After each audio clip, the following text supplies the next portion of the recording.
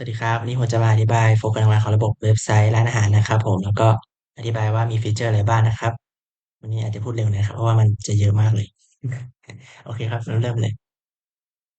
เวลาเข้ามาที่หน้าแรกของเว็บไซต์นะครับก็จะเจอที่หน้า landing page ก่อนนะครับผมก็จะมีทั้งหมดประมาณนี้ครับก็จะมีเอ่ออธิบายว่าร้านอาหารคืออะไรเมนูที่เชฟแนะนำนะครับแล้วก็เมนูที่เอ่อป๊อปปูล่ามากที่สุดนะครับผม อีกส่วนหนึ่งก็จะเป็นหน้าคอนแทคนะครับก็จะมีบอกรายละเอียดต่างๆเกี่ยวกับร้านค้านะครับก็ติดต่อแล้วก็สินค้าที่พบบ่อยมานี้ครับฟีเจอร์แรกเลยก็จะเป็นในส่วนของฟีเจอร์ล็อกอินและ register นะครับล็อกอินก็จะมี2ส่วนครับผมก็ล็อกอินแบบปกติเลยหรือว่าจะล็อกอินแบบว่าใช้ Google ก็ได้นะครับแล้วก็เป็น register ก็สามารถ register ได้เลยครับผมโอเคครับเมื่อเข้ามาหลังจากล็อกอินนะครับผมก็จะเจอที่หน้าเมนูนะครับผม หน้าเมนูก็จะโชว์เมนูต่างๆนะครับผมแล้วก็มีฟิลเตอร์ในการกรองต่างๆนะครับเซิร์ชเช่นอยากกินไก่อยากกินหมูนะครับผมถ้าสมมติว่าวันนี้ผมอยากกินผัดพริกเผาไก่ก็สามารถกด add to cart ได้เลยก็จะโชว์หน้าไดร็อกขึ้นมานะครับก็จะมีทั้งเพิ่มพิเศษก็เพิ่มไป10 บาทแล้วก็ท็อปปิ้งอะไรบ้างก็เช่นเพิ่มไข่เจียวแล้วกัน10 บาทอันนี้ครับแล้วก็เช่นอ่าเพิ่มเผ็ด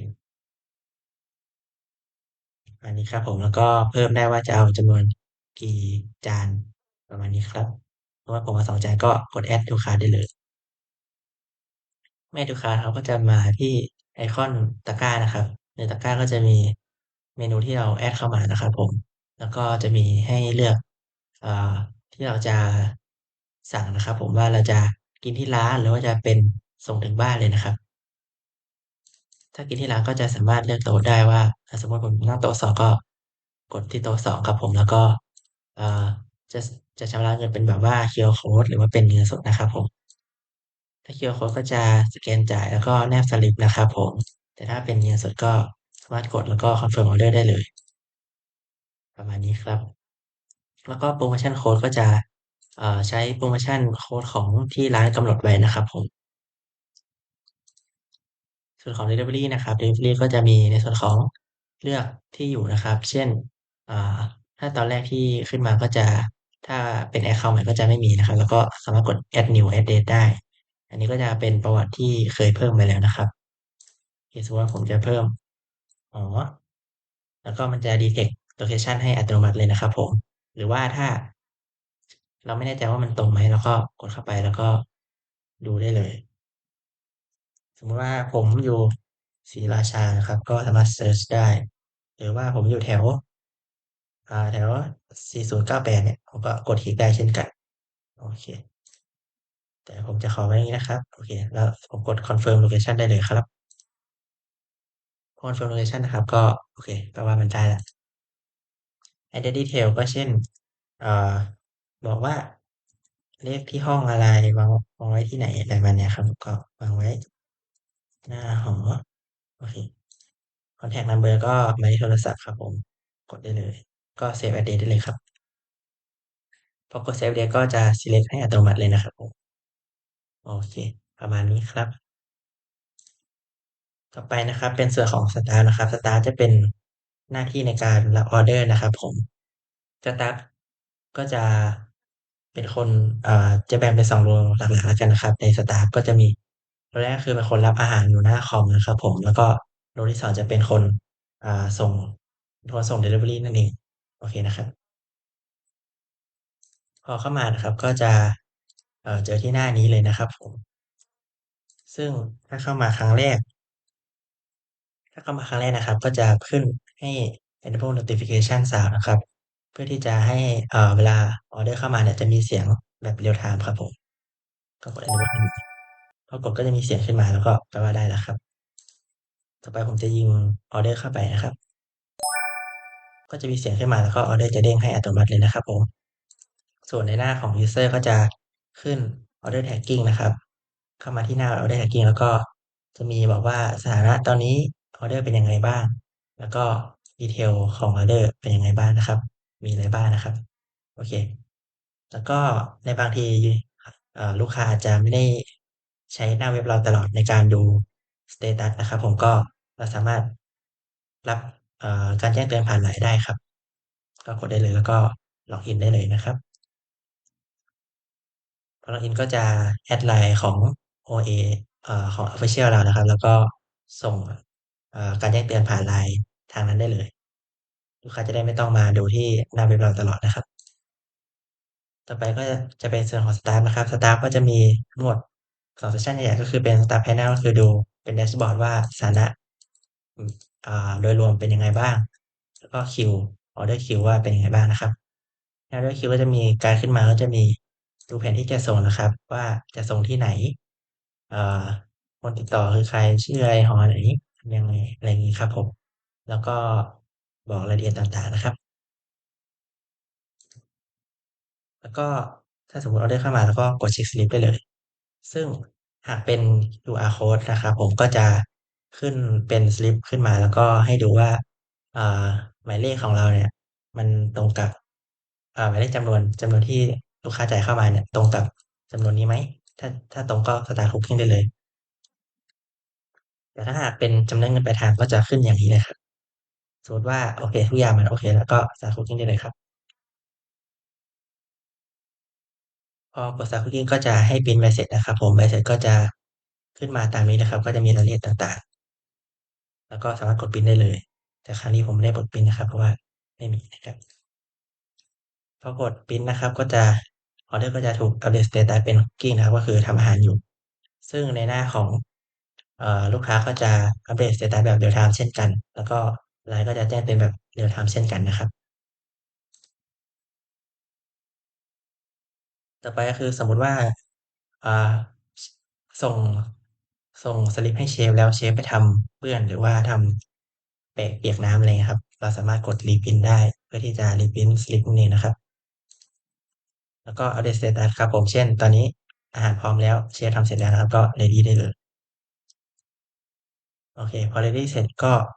ตอนนี้ก็จะถึงในขั้นตอน delivery นั่นเองสมมุติว่า delivery ส่งถึงบ้านแล้วก็สามารถกด complete ได้เลย start คนที่2นั่นเองก็คือ row ที่2โอเคครับ เมื่อ complete แล้วนะครับก็auto tagging ของ user ก็จะ complete เช่นกันแล้วก็ด้านล่างสุดก็จะมีให้เรตติงในส่วนของว่าอยากให้เรตติงเท่าไหร่นะครับ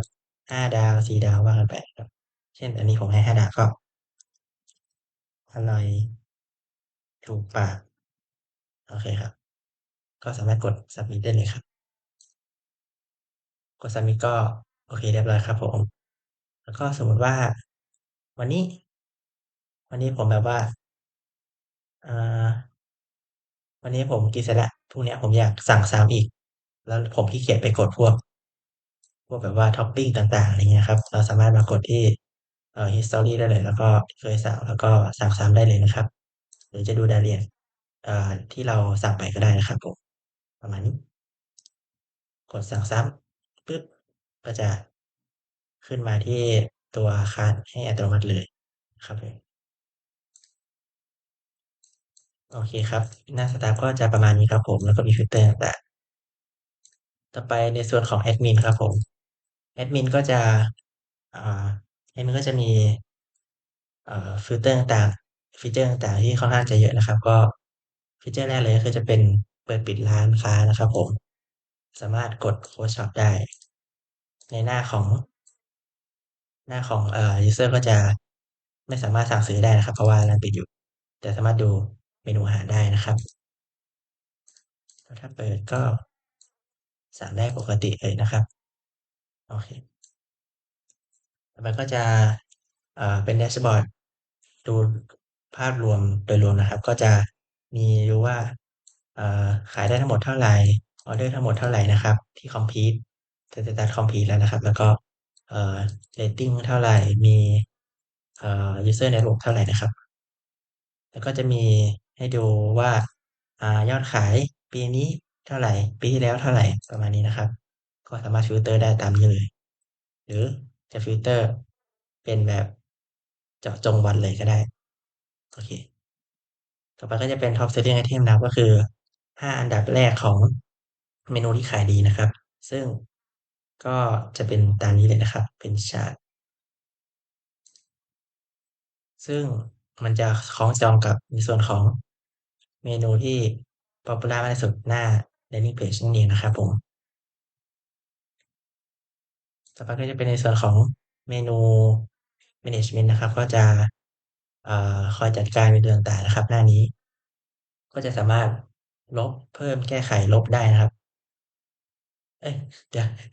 เพิ่มแก้ไขลบได้นะครับผมโอเคโอเคครับก็ก็จะมีดีเทลในการเพิ่มหรือแก้ไขต่างๆนะครับเช่นเอ่อสมมุติว่าเราจะปิดไม่ให้ไม่ให้เมนูนี้ขายในวันนี้ก็ปิดได้เลยแล้วก็สามารถกำหนดท็อปปิ้งหรือว่าต่างๆได้นะครับเช่นสมมุติว่าผมจะเพิ่มเอ่อเพิ่มในส่วนของเผ็ดมากเผ็ดน้อยอะไรครับก็สามารถเพิ่มตรงนี้ได้เลยนะครับผมหรือว่าลบก็ได้แล้วก็เพิ่มซับออปชันได้นะครับผมโอเค แล้วก็อัปโหลด image ของเมนูแล้วก็สมมติว่ามีวันนี้แบบมีโปรโมชั่นสำหรับเมนูนี้โดยเฉพาะแบบลด5%หรือว่าจะเป็นลดบัตรก็ได้แบบลด20 บาทอะไรเงี้ยครับผมก็สามารถได้เลยแล้วก็วันที่เริ่มต้นวันที่สิ้นสุดกดได้เลยครับผมแล้วก็จะมีในส่วนของเอ่อที่ส่วนของ Chef Recommend นะครับก็คือในหน้าของตรงนี้ section นี้